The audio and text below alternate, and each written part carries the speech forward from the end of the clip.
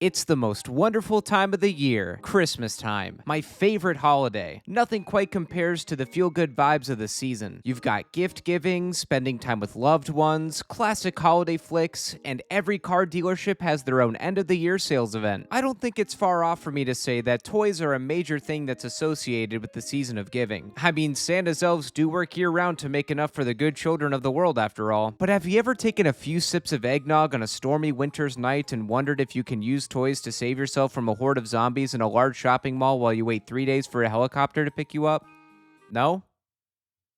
Oh. Well, in Dead Rising, you play as freelance photojournalist Frank West, and task yourself with covering a zombie outbreak that happens in the fictional town of Willamette, Colorado. The game takes place in the Willamette Mall, and you can use almost anything in it as a weapon, and that includes knickknacks that Santa's little helpers worked their fingers to the bone to create. The toys are pretty much useless weapons, but there's something in the newly remastered version of the game that can help with that. Throughout the mall, you can find books that will give you special enhancements. This includes healing items that give you more health, giving specific items more durability, and one that can be found in the Wonderland Plaza section of the mall called Toy Modding. This is exclusive to the Deluxe Remaster version, and makes toys more effective, to a certain degree. With this book, they'll kill zombies in a hit or two, but when it comes to this game's bosses, it's a whole other story. So to bring in the holiday season, let's see if you can beat Dead Rising Deluxe Remaster only using toys.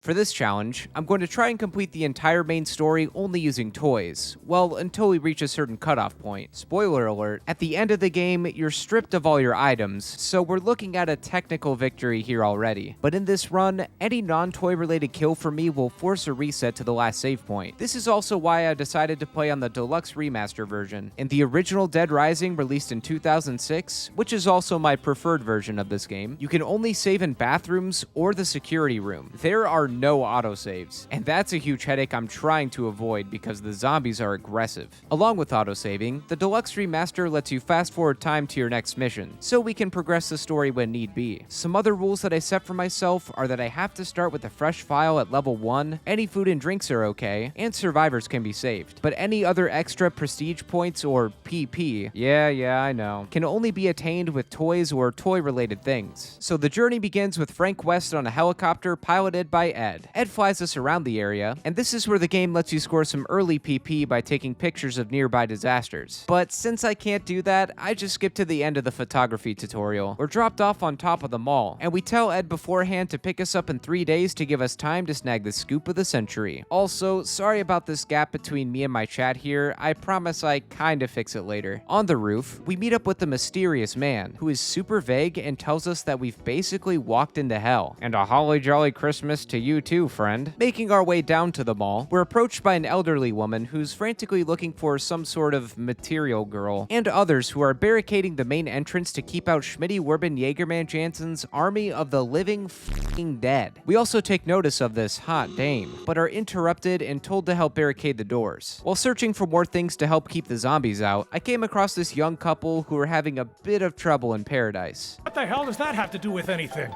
Listen to you.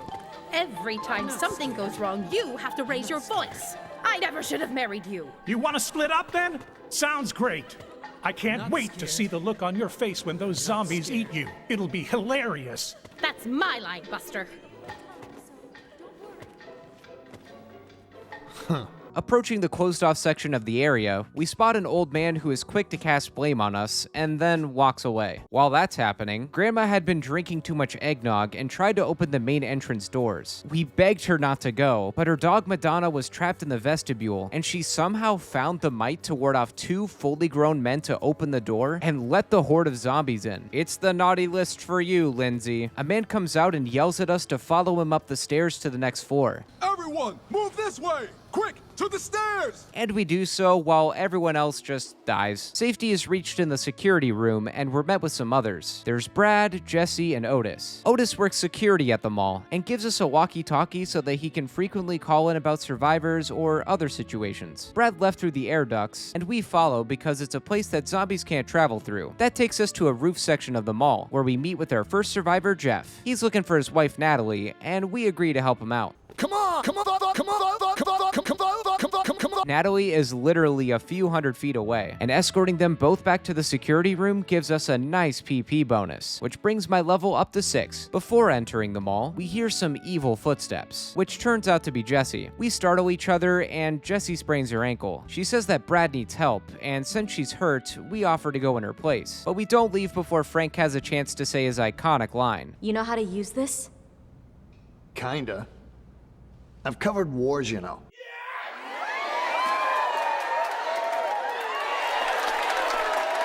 And now the run can really begin. I dropped the useless handgun, and before heading straight to the toy store, I dipped into contemporary reading to grab a book that triples the durability of toys. Then it was time to acquire my arsenal. First, the mighty Frisbee.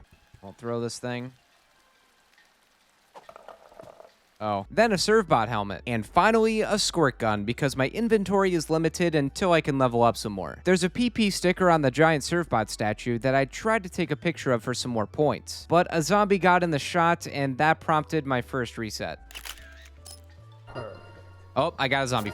So I went back, successfully snapped my photo, and used a teddy bear to get some more points with the Servbot statue afterward. With all that done, I grabbed a toy laser sword and slipped into something more comfortable. Then made my way to Movie Land to grab a Mega Man X helmet and toy X-Buster, while also making a safety save in the bathroom just to get in the habit. I actually managed to kill 2 zombies with the X-Buster, taking about 5 shots each. There was no doubt that this was stronger than anything else I had used so far. I snagged a second one, along with some OJ for the upcoming fight in the backup for Brad case, when Kent, who is the first boss or psychopath that you meet, tried to get me to take some photos for him to trigger his questline. His yapping fell on deaf ears, and I made my way over to Wonderland Plaza to collect the toy modding book, alongside another powerful weapon, the Cube. Toy modding made it so the X-Buster took down zombies with 1 shot. Well, most of the time. But the Cube laid waste to zombies all around. I went to go retrieve it after using a fraction of its power, but a zombie grabbed me and I accidentally killed it. Buckle up, everyone. Book get, Cube get, and I took a picture of this toy house, which moved me up to level 8 and got me an extra slot in my inventory. Inventory is going to be the most important thing in this run, and as far as I remember, your upgrades in each level are randomized to a certain degree. After another safety save, I headed to the food court to find that Brad is being shot at by the guy we met in the beginning. His name is Carlito and serves as the main antagonist. When the cutscene finishes, we're given another gun in our inventory, but I already have my government-issued weapons of mass destruction ready to go. Carlito will shoot at you from a high point, and since I opted to have only 2 cubes in hand, I had to get up to his level so we could play properly. Good job, reporter, man. Keep it up. Did that do that much damage? Man, these cubes are destructive. But even though a good chunk of Carlito's health was gone, that attack created a few problems. For starters, the cube was launched to the opposite side of Carlito. Along with that, this barrel fell in a spot that completely blocks me from attacking again. I tried to move it, but if you get too close to Carlito, he'll kick you for big damage. I mean, I guess it's a good thing we're in the food court of all places. I managed to get a few more hits off on him, but it was becoming increasingly clear that I wasn't well equipped for this. Oh, that missed completely. Jesus Christ, that's Jason Bourne. So I reloaded my last save, this time grabbing 3 cubes instead of 2, and showed Carlito why you should never bring a gun to a toy fight. You fell right into my trap, you damn fool. You should never have kicked me over there. Ow. The cube will have his day. No, oh, did you see that? He pulls a classic, I don't want to play this game anymore, after he started it and was losing. Then Brad and I agree to team up after showing him a picture we took of Ebenezer before the zombies broke in. Brad explains that he and Jesse were sent here to find him and are agents of Homeland Security. The next case starts, but before that, I grabbed some more cubes and made some Fleetfoot drinks. Oh right, you can mix food together in a blender to make special drinks that have different effects. Fleetfoot is like the equivalent of Fuller not going easy on the Pepsi.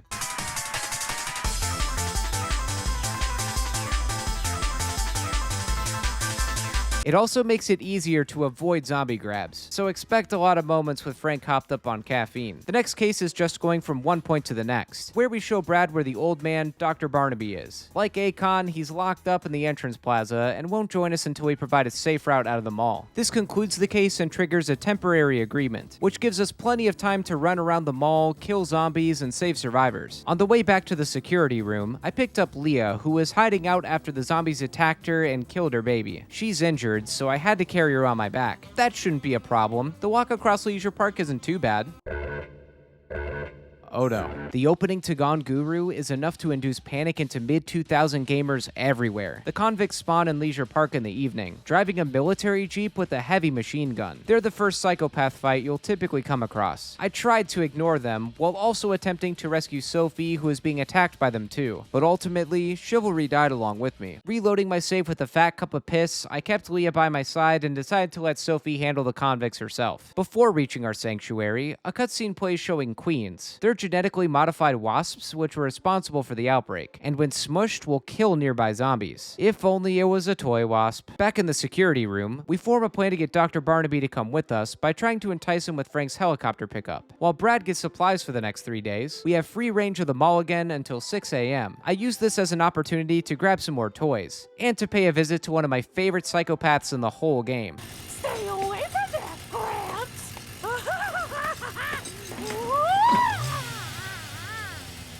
Adam the Clown's fight is crazy. He's bouncing all around, throwing knives at you, all while wielding 2 mini chainsaws. I think he's one of very few bosses who has an actual block in his kit too. My toys were fairly ineffective, but I had an ace in the hole. Adam will sometimes blow up balloons with irritant gas if you're far away. If they pop near him, it does a lot of damage. Even with this, the fight took way longer than I expected, and it almost ended in my death. Careful. Oh, I'm gonna die. Oh, that was close. When Adam is defeated, he falls on his chainsaws, and the scene is a bit graphic, so I'll replace the blood with Christmas presents instead. Adam drops a keycard for the ride, which we shut off, saving another member of the mall security, Greg. He'll take you to a shortcut he found through the ceiling of one of the bathrooms, which will bring us all the way back to Paradise Plaza. This will be very useful later. Although, while following Greg, I didn't notice that I had killed another zombie in a shake-off, so I needed another reset. The problem with that is when you load out of an area, the autosave triggers, so I'd have to use a normal save. Are you picking up what I'm putting down here? I still have to do backup for Brad? Running through all that bullshit again, Greg and I reached the security room, and after saving, I went back to the food court to get some extra experience. And Chris's Fine Foods, there's a bunch of these plates set up, and you get 1000 PP per plate you break. I only smashed a few of them, and with the teddy bear of all things. Then I re-upped on Fleetfoot drinks, and went back to the security room for the next case, where we see Carlito has kidnapped Dr. Barnaby. Brad and I go to rescue him, and within seconds, Brad is down. Yeah, that's a way to just get annihilated. Carlito keeps his distance with his sniper rifle, so I did the same with the X-Buster for this encounter. Using up almost all my ammo and with a little help from Brad, who is somehow still alive, we took down Carlito again, but in a blow-for-blow trade-off, he hit Brad with a bullet of illness and got away. We both make it back to the security room with Dr. Barnaby, but Brad starts running a fever due to his injuries. There's a pharmacy in the supermarket in North Plaza where I can pick up some medicine, and I made my way over there after grabbing some more X-Busters and Fleetfoot beverages. I made another detour along the way and dropped into the maintenance tunnels to grab the maintenance tunnel key. That's a surprise tool that will help us later. At the supermarket, I began shoplifting and ate a ton of food around me because Christmas calories don't count. An employee caught on to this and was none too happy.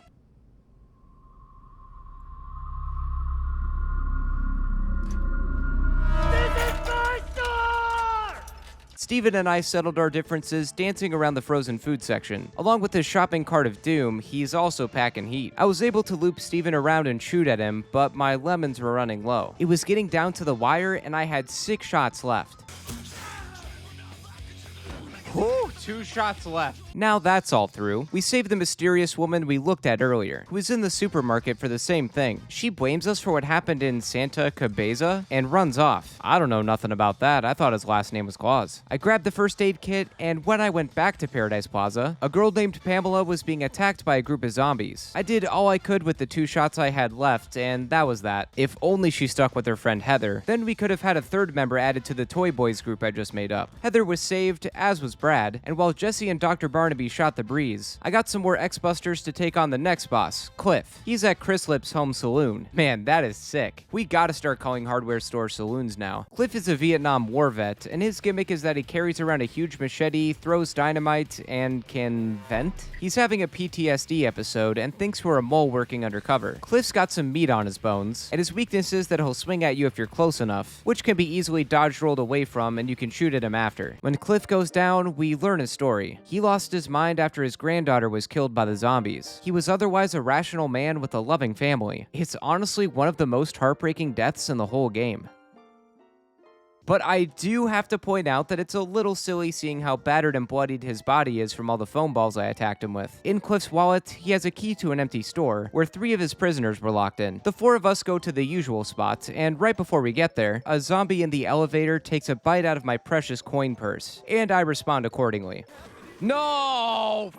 The autosave had my back, and I was able to bring these 3 to safety. Back down in Paradise Plaza, we get a cutscene of this guy dressed in white who's about to sacrifice this woman in the name of Kris Kringle. Hope you didn't forget that this is still kind of a Christmas video. His name is Sean, and he's the leader of the True Eye cult. His followers are these guys and gals in raincoats and green masks, and now they spawn in large groups all around the mall until Sean is killed. This group was also fairly notorious for first-time players of Dead Rising. They chase you all around, blow you up along with themselves, and if you're really unlucky, they'll hit you with pocket sand and drag you to their hideout, stripping you of all of your items and down to your bloomers. On the plus side, every time you kill one of them, you get 500 PP, which is pretty big for one kill. I took care of most of the group with my toy sword and finished the job with the large teddy bear, which actually had a wide range and killed them in a few hits. I rescued Jennifer and got the go-ahead for the next case, girl hunting, where I had to head back to North Plaza to see what Miss Ma'am was up to. There was lots of time to spare, and I told myself that now would be the perfect time to finally teach the convicts a lesson in the spirit of Christmas by destroying them with toys I stole. During this fight, I came across a weird glitch that was kind of annoying, but not the end of the world. It seems as though if you even touch a zombie and a third party comes around and kills them, it'll add that kill onto your counter. I was pretty bummed out to see that because I wanted my kill count to be as accurate as possible in this run, but I knew the truth and had video proof, so I decided that I wouldn't worry about those deaths. In retaliation, I executed the convicts, who took a lot of damage from my toy sword. Before moving on to the next case, I ran over to the lovely fashion house store for another fight with a dirty cop named Joe. She's got a taser and will use it if you get too close. I ran around the store's display racks while swinging my sword, which affected Joe a lot more cosmetically than physically. Toys saved the day once again, and Joe left the earth with grace and dignity.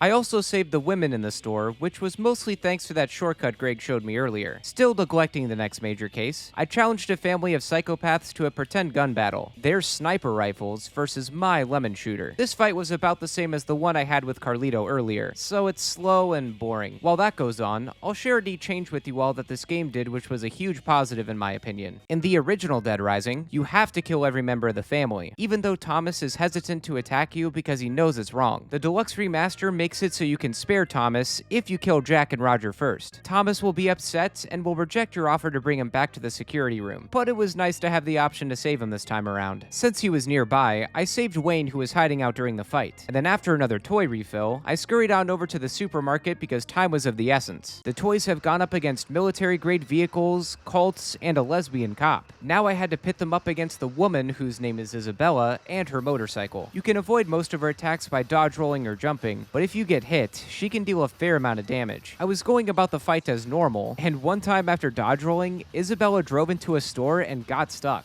I didn't realize her gun did like so much damage. I've never seen her go into a store. She's stuck?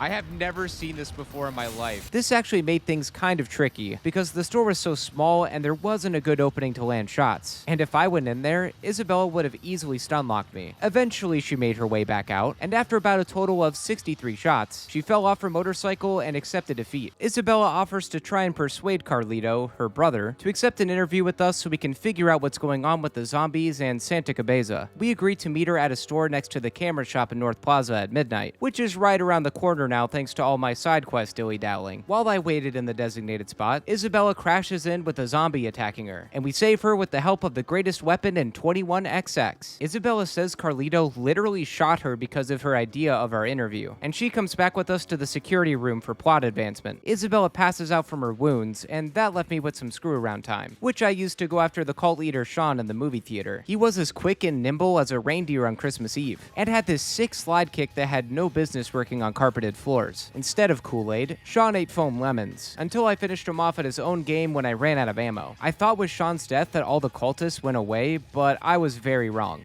Save them. Are you all right? Am I safe now?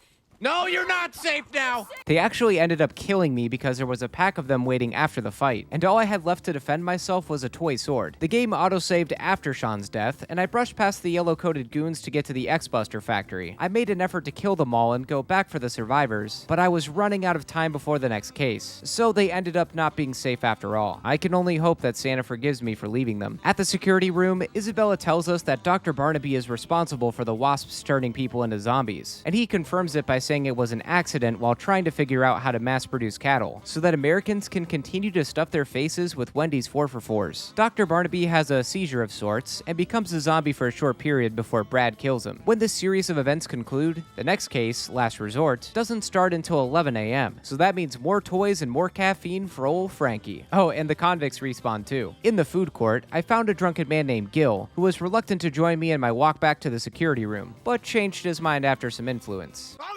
Take me with you!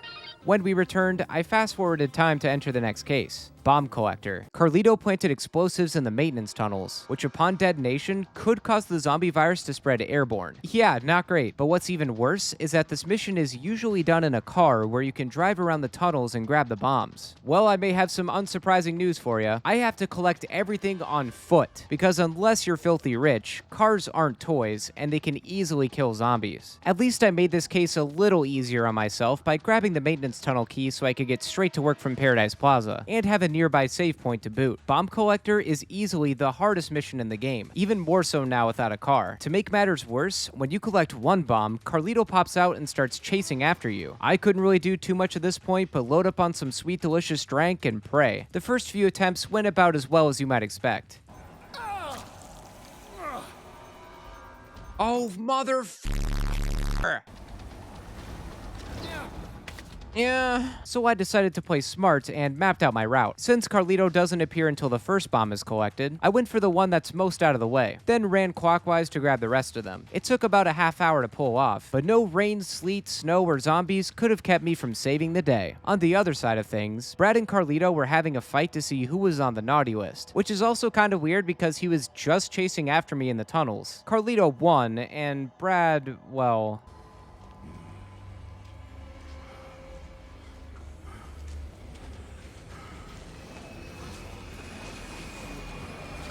It's optional, but I went to pay my respects to Brad, and he asked me to put him down easy. Okay, toy time.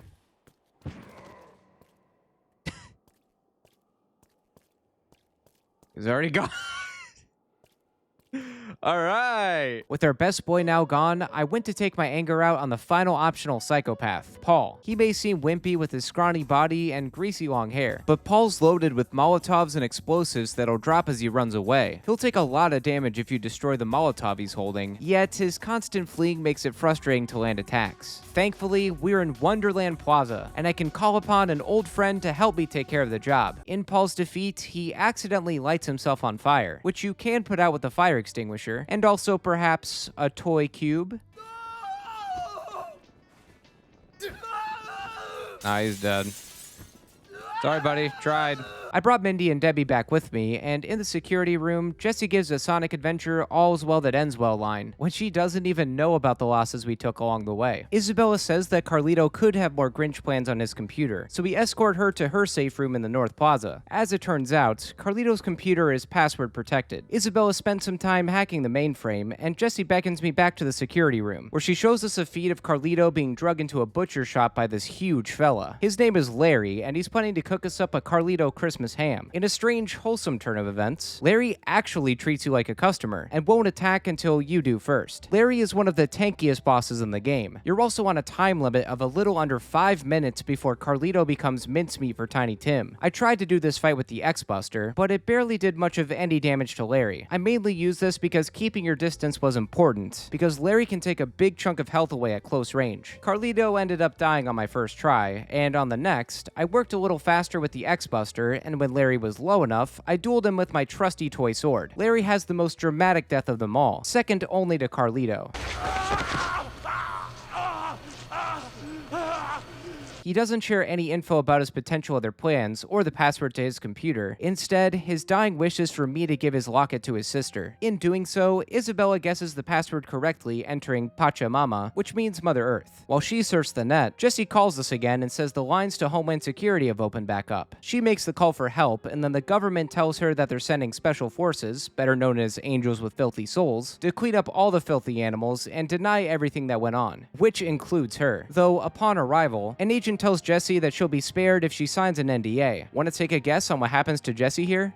Yep, zombie. She was actually infected by Dr. Barnaby. What a twist. After I scoped out the scene, I found a note from Otis, whom I haven't really talked about up until now. He says he escaped by hijacking an army helicopter, and that the others we saved were taken by the special forces. Can't really blame him for dipping. The special forces continued to roll in, but I don't care because it's noon on the third day. Pick up time, baby. Hey! See you right here! I see you! Yeah! I'm on my way! Yeah! Yeah, you did it! You did it! Yeah!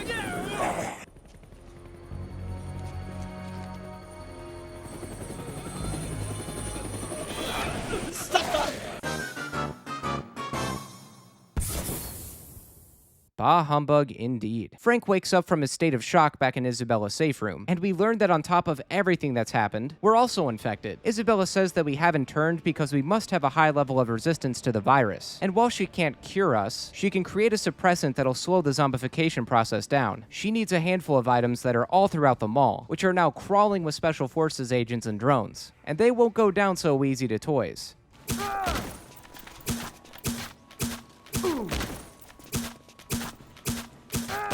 You can avoid them for the most part if you're careful, but they got a whole army held up in the supermarket. There were so many shooting at me that I thought I was gonna die. If it wasn't for this open door glitch, I probably would have. After collecting 8 items which consist of a first aid kit, magnifying glass, cold spray, blender, developing solution, coffee filters, camp stove, and perfume bottle, Isabella will ask us for 5 queens, half of what she needed in the original game, which is awesome. There's not much to it, just run around and find the zombies waving their hands in the air like goobers until you've got 5 queens in hand. The suppressant is made, but we still gotta get out of here. Isabella comes up with another plan to make a scent that the zombies hate, which, come on, we know it's Axe body spray. And Frank says that there's a huge cave near the clock tower where the helicopter crashed that could lead to a way out. But the only catch is it's full of zombies. But that's where the repellents will come in. Together, we take the plunge into the cave, with that double pits to chesty goodness all over. Well, on Isabella. We still smell good. There's 3 gates to pass through, and while we send Isabella to unlock them through a small tunnel, these hordes of zombies get to experience the joys of toys for kids aged 10 and up. After passing through the 3rd gate, the scent starts to wear off a bit, but we take notice of a nearby car that the convicts had. All we have to do is unlock the door and get over there, which was a lot easier than it should have been. This officially ends the toy-only run, but as Rolf once said, This story is not yet over! while we make our escape, we're intercepted by a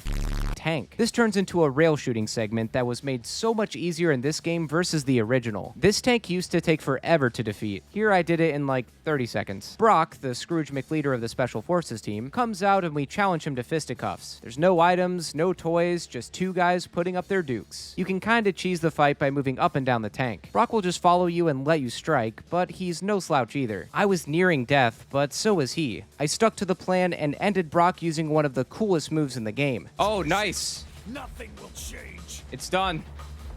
Oh, disembowel?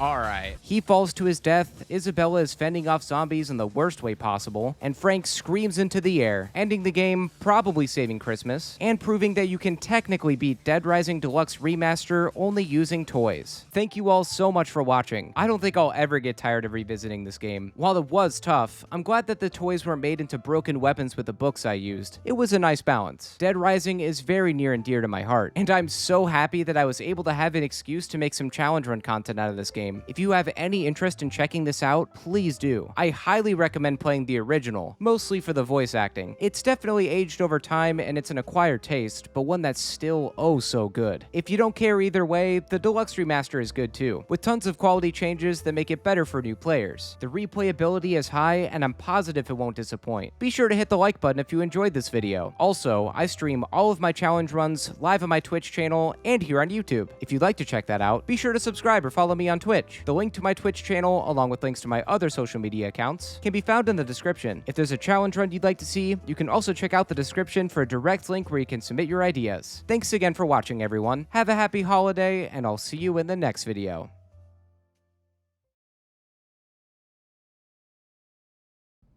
Clean up! Register 6!